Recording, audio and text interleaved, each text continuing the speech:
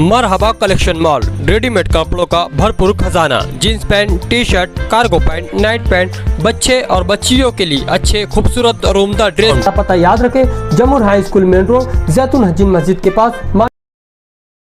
बिस्मिल्लाहिर्रहमानिर्रहीम, अल्हम्दुलिल्लाह वस्सलातु वस्सलामु अला रसूलिल्लाह व अला आलिहि व सहबिहि व मन वाला, अम्मा बाद। अब मैं मालेगांव के तमाम शहरियान से इस मौके पर एक बहुत अहम बात कहना चाहता हूँ।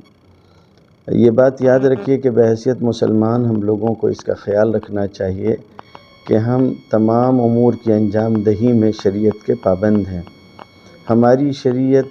हमें निकाह, तलाक़, शादी, ब्याह सारे मामलात को ख़ुद सिखाती है कि कौन सी चीज़ हलाल है और कौन सी चीज़ हराम है। ज़ाहिर है कि ये सारे ताल्लुक़ात और ये सारी चीज़ें ऐसी हैं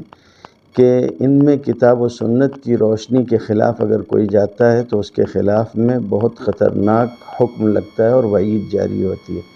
यही वजह है कि लोग शादी ब्याह के मामले में बहुत एहतियात करते हैं और पूरे तौर पर तहक़ीक़ करने के बाद ही आगे बढ़ते हैं। मगर इधर गुज़िश्ता कुछ दिनों से हम दो तरफ़ा कुछ चीज़ें महसूस कर रहे हैं, जिसको आज मैं आप सभी हज़रात से इस ज़रिए से बयान कर रहा हूँ। देखने में ये आया है कि आजकल कुछ लोग थोड़े से अपने मफाद के लिए इस तरह की कोशिशें कर रहे हैं कि बैरून से आने वाले लोगों को बुलाकर या बैरूनी लोगों को लालच देकर यहाँ उनसे रिश्ता करवा दे रहे हैं, और कुछ दिनों के बाद रिश्ता हो जाने के बाद ऐसा होता है कि या तो लड़कियाँ वहाँ से गायब हो जाती हैं या और कुछ इस तरह की चीज़ें पेश आ रही हैं। इस तरीक़े से शहर भी बदनाम हो रहा है, शरीयत भी टूट रही है और ये सारी चीज़ें गलत हैं। किसी शख्स से भी एक मरतबा शरअन निकाह हो जाने के बाद फिर इस तरह का कोई रवैया करना या भाग जाना या फ़रार होना, ये सब कुछ गलत ही नहीं है, बल्कि अगर वाकई किसी से निकाह सही हुआ है तो ऐसी सूरत में दूसरी जगह कहीं निकाह करना क़तअन हराम और नाजायज़ है, जब तक कि पहला निकाह ख़त्म नहीं हो जाता। दूसरी अहम बात जो मुझे अर्ज़ करनी है वो ये है कि थोड़े से पैसे के लिए इस तरह से शरीयत को तबाह व बर्बाद करना, ये चीज़ बहुत ख़तरनाक है। पहले ये चल रहा था कि गुजरात से या उस तरफ़ के इलाक़ों से आने वाले लोगों को यहाँ के लोगों को धोखा देकर उनका निकाह करवा दिया जाता था, बच्चियाँ परेशान रहती थीं। और अब ये हो रहा है कि कुछ लोगों ने, ऐसा मालूम हुआ है कि बाकायदा एक निज़ाम बना रखा है, शादियां करके कुछ लड़कियां भेजते हैं और फिर उसके बाद वो लड़कियां गायब हो जाती हैं। तहक़ीक़ात तो होंगी और सारी चीज़ें सामने आएंगी, मगर जो निकाह नामे वगैरह मैंने देखे हैं इस सिलसिले में, ये जो कार्रवाइयाँ मेरे सामने आ रही हैं, मैं उनकी बुनियाद पर ये कहना चाहूँगा कि इस तरह से निकाह नामा बनाना और इस तरह से कार्रवाई करना बिल्कुल गैर शरई और गैर दुरुस्त है। इसको समझना चाहिए और ख़ुद मुसलमानों को इसका एहसास और ख़याल करना चाहिए। हमारे शहर के नौजवानों से और शहर के ज़िम्मेदारों से भी मैं कहना चाहूँगा कि इस तरह के जो लोग हैं उनको इंतहाई दर्दमंदी के साथ समझाएं कि इसमें हमारे अपने समाज के ताने बाने को भी ख़तरा है और ये भी कि हमारी शरीयत भी बदनाम होती है। फिर इस तरह धोखा दही करना, ये तो वैसे भी शरअन नाजायज़ और हराम है। ये सारी चीज़ें काबिल गौर हैं, इसका एहसास होना चाहिए। गुजरात के तरफ से जो लोग आया करते थे हमारे यहाँ, उस सिलसिले में होता ये था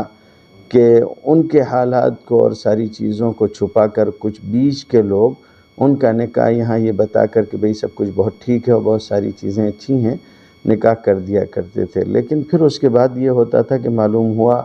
कि वो गुजरात के किसी दूर दराज के छोटे से किसी गाँव या इलाक़े के रहने वाले हैं और उन्होंने इन औरतों को वहाँ ले जाकर गोया बिल्कुल मज़दूर की तरह रखा, न खाने पीने का कोई ख़याल किया, न कुछ किया।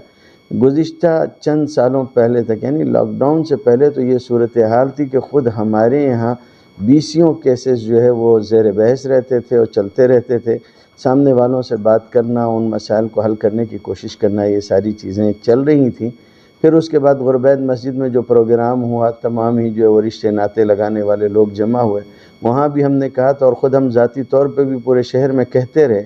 जिसके नतीजे में रफ्ता रफ्ता इस पर कुछ तो कदगन लग रहा है। मगर ये सूरत हाल थी कि धोखा और फ़रेब के ज़रिए से निकाह कर देना। बल्कि मैं ये भी कहना चाहूँगा कि ऐसे भी बाज़ वाक़यात हमारे नोटिस में आए, हमने ख़ुद देखे हैं कि ऐसे लोगों से भी निकाह कर दिया गया کہ جو سماج میں مسلمان نہیں سمجھے جاتے ہیں، ان کا فرقہ بالکل ایسا ہے کہ کافر ہے، وہ خود ہمارے یہاں نکاح نہیں کرتے اور وہ اپنے یہاں ہماری لڑکیوں کا نکاح نہیں ہونے دیتے، مگر جانے کس طرح سے انہوں نے ان کی شناخت چھپا کر اور باقاعدہ نکاح کر دیا۔ جب بات سامنے آئی اور وہ لوگ سامنے آئے اور ان کو بھی ہم نے بلوا لیا، تو انہوں نے کہا کہ ہم تو بتانا چاہتے تھے، بولنا چاہتے تھے، مگر یہ جو درمیان کے لوگ ہیں جنہوں نے ہم سے پیسہ لیا، انہوں نے کہا تھا کہ تم خاموش رہنا، ہم تم کو لڑکی جو ہے تمہارے نکاح میں کر کے دے دیں گے، لڑکی لے کر جاؤ۔ تو یہ ساری چیزیں بہت تکلیف دہ تھیں، اس پر تھوڑا تھوڑا پابندی تو آ رہی ہے، مگر اب یہ صورتحال بدل گئی ہے، اور جو لوگ 2 نمبری کمائی کرنے کے میرے خیال میں عادی بنتے جا رہے ہیں، وہ حضرات انہوں نے اب دوسرا راستہ تلاش کیا اور اب لڑکیوں کو یہاں سے وہاں بھیجتے ہیں، اور وہاں جا کے کچھ دنوں کے بعد لڑکیاں فرار ہو رہی ہیں، ایسی خبریں آ رہی ہیں۔ ابھی گزشتہ کچھ دن پہلے گجرات سے کچھ لوگ آئے تھے، ان کا ایسا کہنا تھا جو بیچ کے لوگ یہاں کچھ لیڈیز ہیں، عورتیں ہیں اور کچھ جینٹس ہیں، یہ لوگ لڑکی بتا کر وہاں شادی کرا دیتے ہیں، 1,70,000 ایسا پیسہ لے لیتے ہیں، اور 2-3 دن کے بعد لڑکی آ جاتی ہے، پھر وہی لڑکی کا نکاح دوسری طرف کرتے ہیں۔ اس طریقے کے معاملات تھا۔ یہ جو صورتحال آپ کہہ رہے ہیں، یہ بات ہم لوگوں نے بھی سنی ہے، اور یہ بلکہ پیسے لینے والی، یہ جو رقم لینے والی بات ہے، تو یہ تو دونوں طرفہ جو کام چل رہے تھے پہلے والے بھی، اس میں بھی باقاعدہ اچھی خاصی رقم لوگ لے رہے تھے۔ گویا عام الفاظ میں یوں کہیے کہ لڑکی والوں کو کچھ حاصل نہیں ہوتا تھا اور یہ بڑی رقم بیچ کے لوگ خود کھاتے تھے، اور اب انہوں نے یہ دوسرا راستہ کیا ہے۔ ظاہر ہے یہ دونوں طرح سے غلط ہے، قانوناً بھی کسی کو اس طرح سے دھوکہ اور فریب میں مبتلا کرنا، یہ تو ہمارا ملکی قانون بھی اس کی اجازت نہیں دیتا ہے، اور شرعاً بھی کسی کا مال اس طرح سے کھایا نہیں جا سکتا۔ اور اسی کے ساتھ ساتھ مشکل یہ بھی ہے کہ